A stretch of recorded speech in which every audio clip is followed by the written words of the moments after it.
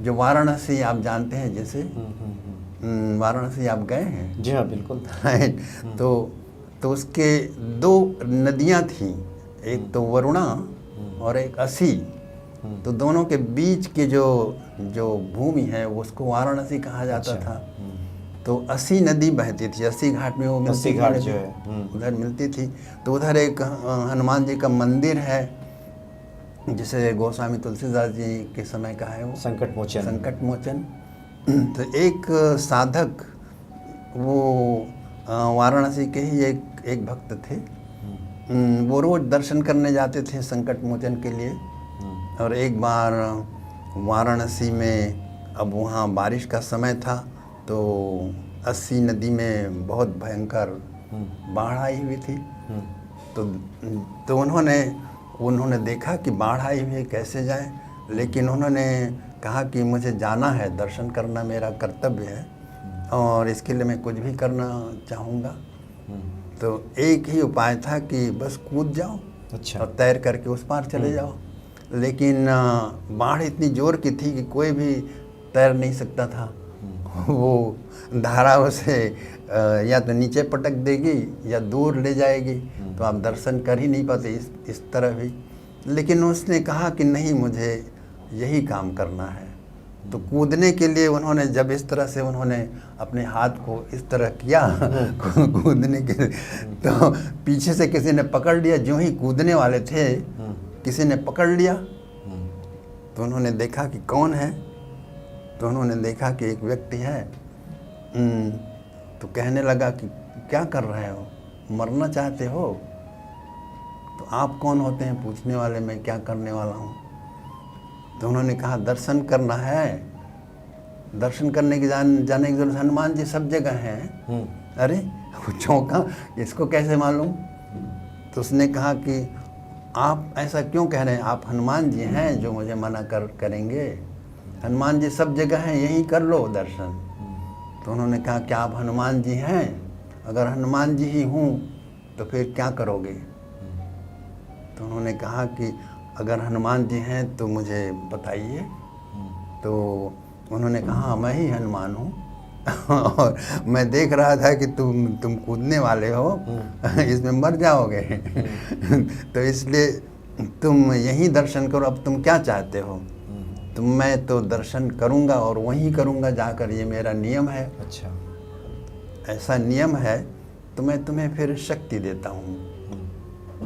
तो उन्होंने कहा कि मैं तुम्हें अपनी एक अंगुली का जो नख है उसकी शक्ति देता हूँ। अच्छा। तो उन्होंने कहा कि इससे क्या बनेगा? अब देखो क्या बनता है इससे। उन्होंने थोड़ी देर में उसके अंगों पर हाथ फेरा और फिर इतना शक्ति उसने महसूस किया कि अंग फटने लगे। तो उन्होंने कहा महाराज, अब इसको संभालने की शक्ति भी दीजिए। कोई बात नहीं। फिर उन्होंने हाथ फेरा और फिर वो स्वस्थ हो गए और उन्होंने उस पर छलांग लगा दी और जा कर के दर्शन किया और फिर बाहर आ गए और फिर घर पहुंच गए। उसके बाद से उनमें इतनी शक्ति आ गई। पहले वो ऐसे ही मरियल शरीर के थे। अच्छा। और सब लोगों ने तंग करते थे। कोई चिढ़ाता, मजाक करता, कोई अपमान करता। तो इसी तरह की ज़िंदगी थी। और अब जो है, अब उनके पास बहुत शक्ति आ गई थी। वो आप वाराणसी में देखेंगे कि कई मंदिर हैं जो टेढ़े हैं। अच्छा। कुछ दीवार है वो अपने आप टेढ़े हैं। घाट में आप घूमेंगे, 80 घाट से लेकर राजघाट तक। तो ऐसे, तो हमने पूछा लोगों से, एक पहलवान था बोले कि वो इसी तरह से आजमाता था, अपने बाइक से कंधा आजमाता था और उससे कई टेढ़े हो गए, कई टूट गए। तो वो ऐसे ही करता था क्योंकि शक्ति अधिक हो गई। अब उसको यानी बाहर जाने की ऊर्जा चाहिए, उसको जगह चाहिए। तो इस तरह से वो व्यक्ति बहुत बलवान हो गया।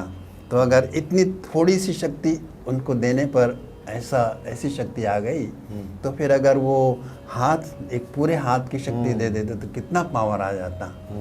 तो इस तरह हनुमान जी कलयुग में भी अपने भक्तों को मिलते रहते हैं, उनको इंटरटेन करते रहते हैं। और यह नहीं कि उनको अपनी तरह ब्रह्मचारी ही बनाए, उनकी शादी भी कराते हैं और दहेज भी जुटाते हैं और जब पुत्रोत्पादन, यह नहीं कहते कि तुम ब्रह्मचारी रहो, पुत्रोत्पादन करते हैं, उसके भी चिंता करते हैं। अच्छा। तो संपूर्ण रूपेण कृपा करते हैं हनुमान जी, और जिस तरह उसका हित होता है और आध्यात्मिक साधना में उसे सुगमता होती है, उसी तरह के मार्ग पे उसे जाने देते हैं, चाहे वो। अच्छा बाबा जी, अभी तो काफ़ी कुछ हनुमान जी को लेकर जिज्ञासाएं हैं जो हम आपके सामने रखेंगे, लेकिन पहले भक्तों के मन में एक और जिज्ञासा आ रही होगी आपको देखने के बाद कि आपके अंदर ये साधना की जो ललक है ये कब जगी? क्या बाल्यावस्था से ही या फिर कोई ऐसी प्रेरणा हुई, कोई ऐसा घटनाक्रम है कि आप साधना की तरफ आए? बाल्यावस्था से ही। और जैसे आपने अपने घर में, हमने देखा कि संस्कार आपने दिया है। आजकल लोग तो बड़े भक्त हैं, बड़े तिलक चंदन लगाते हैं, मालाएं पहनते हैं, लेकिन बाल बच्चों को संस्कार नहीं देते। लेकिन आपने अपने घर में सबको संस्कार दिया है और उन्हें इस मार्ग पे लगाया है। इसके लिए आपको हम बहुत आशीर्वाद देते हैं, आप फलें फूलें। तो मेरा जन्म भी ऐसे ही परिवार में हुआ, जिनके यहाँ जो हमारे पिताजी थे, अच्छा, उन्होंने नियम बना रखा था कि रामायण पढ़े बिना आप भोजन नहीं कर सकते, ये नियम करो, उसके बाद ऐसा होगा। प्रातःकाल स्नान बहुत ज़रूरी है, तो 4-5 बजे सवेरे स्नान कर लिया जाता और गीता का पाठ करना होता। तो उसके बाद इस तरह चलता रहा और वहाँ कार्यक्रम भी होते रहे, अध्ययन होता रहा। पिताजी की जितनी लाइब्रेरी थी वो हम सब ने पढ़ डाली और दूर दूर से पुस्तकें भी मंगाते थे। अच्छा। तो उस तरह हनुमान जी के बारे में ज्ञान प्राप्त हुआ।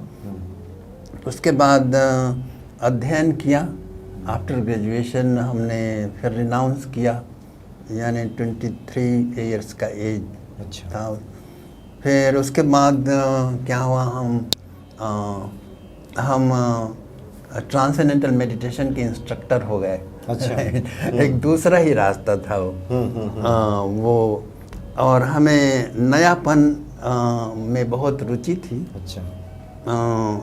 तो उसके बाद हमने ट्रांसेंडेंटल मेडिटेशन सीखा। इन दिनों महर्षि जी वहाँ आए हुए थे आसपास के एक शहर में। उनसे हमने सीखा और समाधि जैसे लग गई। तो हमने कहा इतनी और ये बिल्कुल ठीक कह रहे हैं, 3 दिनों में समाधि की प्राप्ति हो जाएगी आपको। और भोले भाले बच्चे थे तो ये बिल्कुल लग गया। और इतने सारे विदेशी कैसे इनके साथ रहते अगर इनकी बातों में सत्यता नहीं रहती। तो उनसे सीखा और सचमुच समाधि लग गई। हमने कहा कि हम महर्षि जी मतलब किन के बारे में? महर्षि महेश योगी। महेश योगी जी के बारे। फिर हमने वहाँ पर ट्रांसेंडेंटल मेडिटेशन को समझने के लिए उनके साथ रहे और उसके बाद उनसे उनका ट्रांसेंडेंटल मेडिटेशन इंस्ट्रक्शन का जो कोर्स होता है वो किया। फिर हमने चंडीगढ़ में सेंटर चलाया, वहाँ कई 100 लोगों को सिखाया। अच्छा। फिर उनको इनवाइट किया, कई जगह में हमने ये किया कार्यक्रम।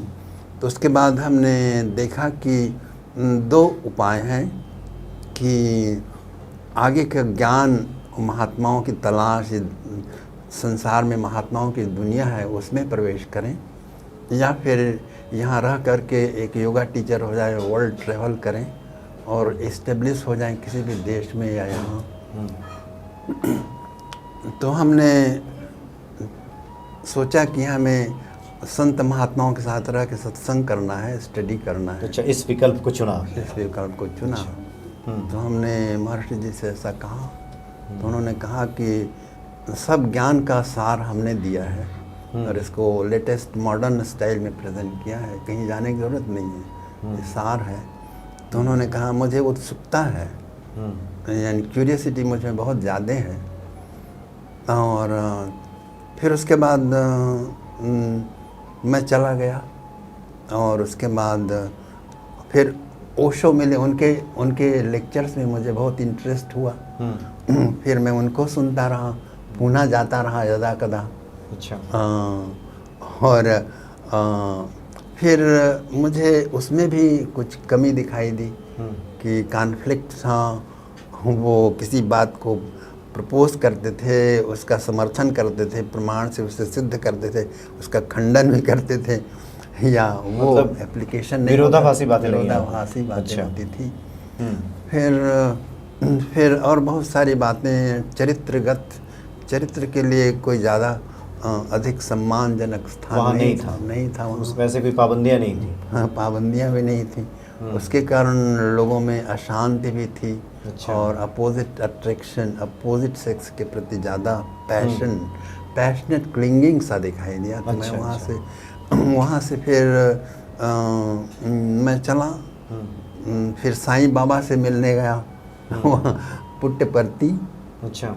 वहाँ पर फिर जय कृष्णमूर्ति से भी मिलते रहे। साईं बाबा सत्य साईं। अच्छा।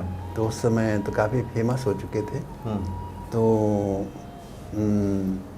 उनको मैंने पत्र दिया था। खैर, तो वो इस तरह से उस समय के जो महात्मा थे। फिर मैं अयोध्या चला आया, फिर वृंदावन चला आया। ऋषिकेश गए भैया? ऋषिकेश में गए। ऋषिकेश में तो थे ही पहले। अच्छा, पहले तो वहीं पहले भी थे। जब कोर्स किया उस समय वहीं किए थे, उसी आश्रम में जो अभी उजड़ा पड़ा है। उसके बाद काठमांडू चले गए। वहाँ एक वैदिक कोई मिले मित्र, वैदिक इंस्टीट्यूट ऑफ एनलाइटनमेंट बनाया। फिर वहाँ से फिर हमें इस तरह से प्रेरणा होती रही और हम आगे बढ़ते गए। फिर भारत आ गए, और उसके बाद हम यात्रा करते रहे। फिर हमें इच्छा हुई हम वहाँ चलें, कन्याकुमारी जाएं। लेकिन एक आश्रम में रुके और कुछ विदेशी लोग वहाँ थे, उन्होंने प्रवचन अरेंज किया। वहाँ प्रवचन हुआ। फिर वो उन्होंने कहा कि आप अमेरिका चलिए। तो उन्होंने कहा, तो मैं सोचता रहा कि अमेरिका जाने से क्या होगा। तो उन्होंने कहा कि चलिए वहाँ धर्म का काम करेंगे आप। 2-3 दिन सोचने में लगे। फिर हमने कहा ठीक है चलिए। तो चले गए। तो फिर वो हमारी यात्रा अधूरी रह गई, वो अभी तक अधूरी ही है। फिर 15 साल अमेरिका में बीत गए। अच्छा, वहाँ भी समय दिया बनाया। और वहाँ पर हमने फिर सबसे पहले हनुमान जी पर पुस्तक लिखी, क्योंकि जो परिवार था। मैं अभी आपसे पूछने ही वाला था कि इतने सब घटनाक्रम के बाद, इतना भटकने के बाद हनुमान जी कैसे मिल गए आपको? हनुमान जी के प्रति आपकी? हनुमान जी एक्चुअली जब मैंने महर्षि जी से विदा ली, उसके बाद मैं चित्रकूट चला आया था। अच्छा। एक महात्मा मिले, चित्रकूट चला आया। और चित्रकूट में एक साधना की कि हनुमान जी मिल जाए। अच्छा। तो उस साधना में एक यंत्र बनाना पड़ता, उसमें अनुष्ठान चला, और अनुष्ठान पूरा होने पर आपको एक रात एक स्मशान में बिताना होगा। अच्छा, एक साधना जब करते हुए। अच्छा। एक साधना मिल जाए मतलब हनुमान जी दर्शन दें। अच्छा। उसके लिए स्मशान में जा कर के आप वहाँ एक हवन करें, यज्ञ करें थोड़ा। अच्छा, ऐसा था। ऐसा था। तो ठीक है, मैं दिन भर साधना करता, और उस दिन आने पर फिर रात को एक लालटेन लेकर के जंगल में वहाँ साधना करता। एक नदी थी, तो वहाँ पर फिर अग्नि जलाकर हवन करता। तो अब फिर कई अनुभव हुए, और उसके बाद लेकिन हनुमान जी के दर्शन नहीं हुए। फिर मैंने हनुमान जी से कहा कि दर्शन दीजिए। उन्होंने कहा तो कोई आवाज़ नहीं आई। फिर मैंने महात्मा जी से कहा कि आपने जो साधना बतलाई थी वो मैंने किया, हनुमान जी आए नहीं। तो उन्होंने कहा अच्छा ये साधना हम आपको बताते हैं जिससे हनुमान जी को आना पड़ेगा। अच्छा, चित्रकूट वाले महात्मा जी ने फिर कहा अच्छा आना पड़ेगा, अगर नहीं आएंगे ऐसा हो नहीं सकता। अच्छा। तो हमने कहा कि क्यों नहीं आ रहे हैं, पहले ये तो बताइए साधना में क्या कमी रही। तो उन्होंने कहा ये हम नहीं जानते, नहीं आते हैं तो एक दूसरा उपाय है, वो तांत्रिक साधना है। तो उन्होंने कहा तांत्रिक साधना यानी फोर्स करना उन पर, तो हनुमान जी पर हम फोर्स नहीं करेंगे।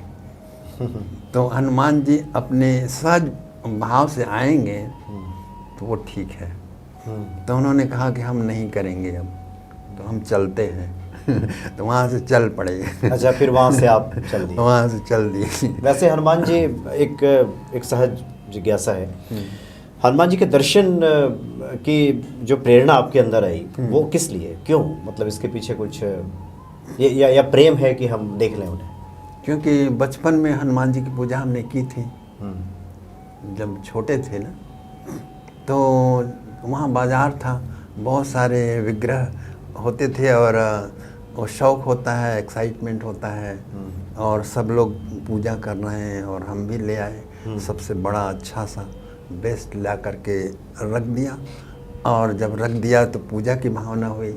हनुमान जी का विग्रह ला के रख दिया आपने? अच्छा। विग्रह तो नहीं था, चित्र लाए। अच्छा। तो और चित्र में ही इस तरह से कुछ ऑफरिंग करते हुए फिर एक भाव पैदा हुआ।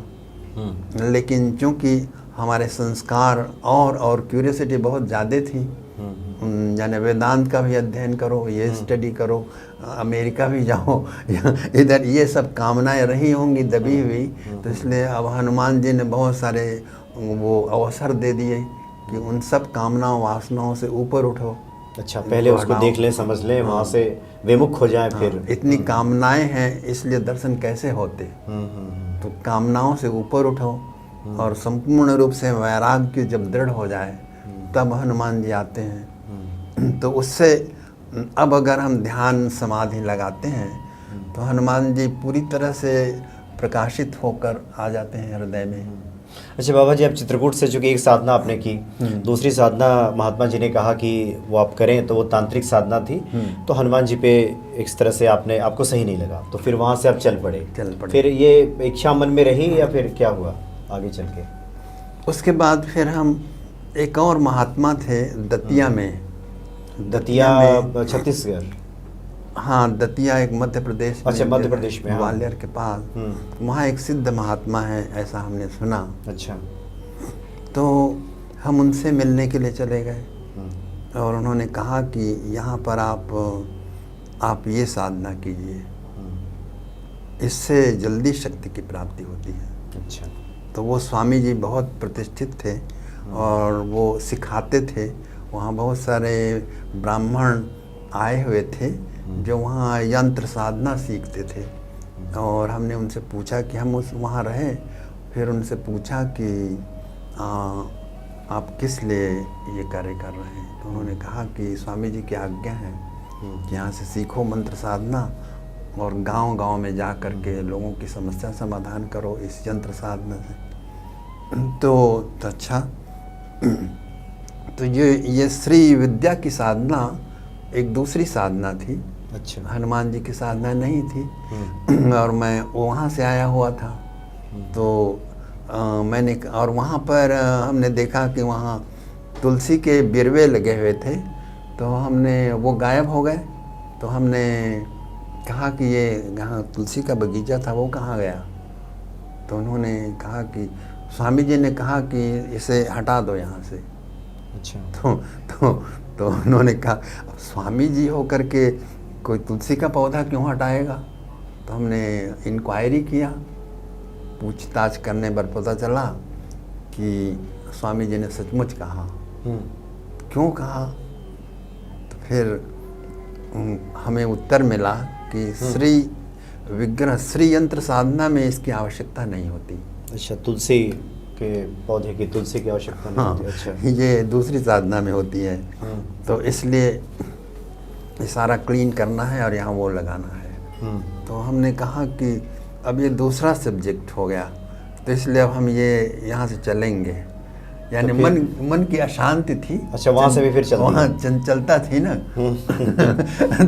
तो इसलिए हमने कहा कि अब ये एक दूसरा सब्जेक्ट, अब हमें कुछ भाव भक्ति वाली जगह चाहिए। अच्छा जी।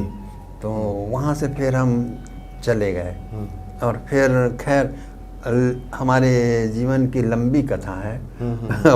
उसमें ज़्यादा संक्षेप में हम ये जानना चाहते हैं आपसे कि एक तो जो दर्शन की अभिलाषा मन में थी, क्या वो पूरी हुई या अभी भी बनी हुई है, या हनुमान जी अन्य रूपों में भक्ति की इच्छा पूरी कर देते हैं, जैसे आपने अभी कह रहे थे आपके अंदर उस तरह का तो प्रकाश? अभी हनुमान जी जैसे समर्थ रामदास को प्रकट हो जाते थे सामने, अच्छा। जैसे तुलसीदास जी को प्रकट हो जाते थे उनके सामने और बात कहते थे कि देखो राम जी आए हैं, तिलक लगा रहे हैं, पहचानो। उस तरह तो हमें कहने नहीं आते। उस तरह प्रत्यक्ष आना चाहिए। तो अभी हृदय में आते हैं जब मेडिटेशन करते हैं। अच्छा। या कभी कभी कहीं जा रहे हैं, कभी कोई संकट आ गया, जब पुकारते हैं तो उस समय उनका आभास होता है। अच्छा। और तो उनका आभास होता है। और अभी भी बहुत सारे प्रारब्ध क्षीण नहीं हुए हैं, इसलिए प्रत्यक्ष दर्शन अभी नहीं हुआ।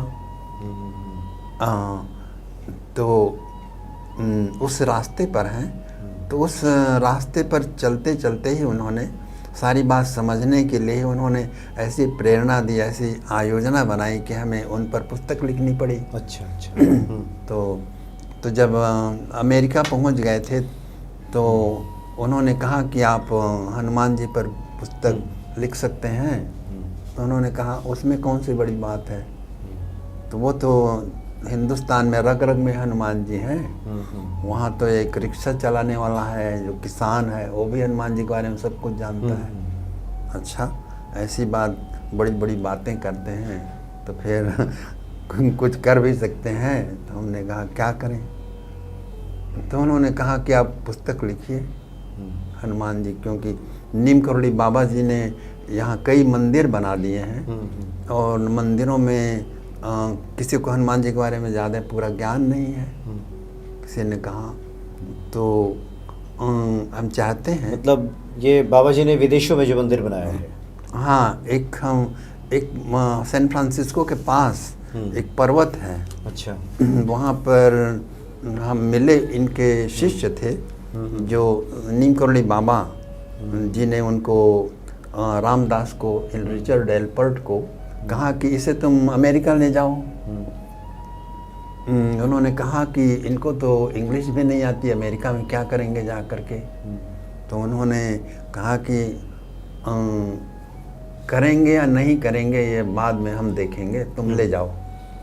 तो उन्होंने कहा ठीक है महाराज कहते हैं तो ले जा। उन्होंने ले जा करके उन्हें वहाँ बैठा दिया। अब बढ़ते बढ़ते काफ़ी बड़ा आश्रम हो गया। तो लेकिन वो मौन रहते थे और बोलते भी नहीं थे, लेकिन हम मिले थे उनको, वो बहुत बाद में मिलना हुआ। उस समय जब लिखा पुस्तक, उस समय तो नहीं मिले थे।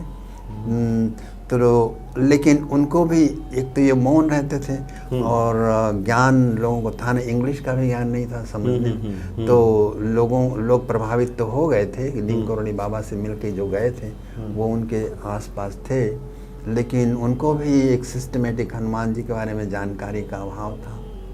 तो वो उस पर हम बैठ गए और फिर शुरू कर दिया। ऐसा है कि हमें, तो ये हनुमान जी पे आपने हिस्ट्री ऑफ हनुमान इस नाम से लिखा है? हाँ, हिस्ट्री ऑफ हनुमान। तो इसमें आपने क्या दिखाना चाहा है? हमने सबसे पहले ये दिखाना चाहा कि हनुमान जी बंदर नहीं थे। मंकी गॉड कह के लोगों ने, जो विदेशों में जो लोग कहते हैं मंकी गॉड, इंडिया में भी कहते हैं बहुत से लोग, और उनका संपर्क उनसे डार्विन थ्योरी ऑफ इवोल्यूशन से जोड़ते हैं। वो सारी व्यर्थ की बातें हैं। हमने कहा कि हनुमान जी एक ऐसे स्पेशल स्पीसी से संबंध रखते हैं जो स्पीसी अभी गायब हो गई है। और अच्छा। वो मनुष्य जाति की श्रेणी से ऊपर और देव श्रेणी के बीच की थी। अच्छा वो तो और उनमें कुछ supernatural power automatically by birth उनको प्राप्त होते थे। जैसे पक्षी को उड़ना जन्म से होता है, मछली को तैरना जन्म से होता है, तो उस तरह कुछ योनियां होती हैं, उनको जन्म से ही सिद्धि होती है।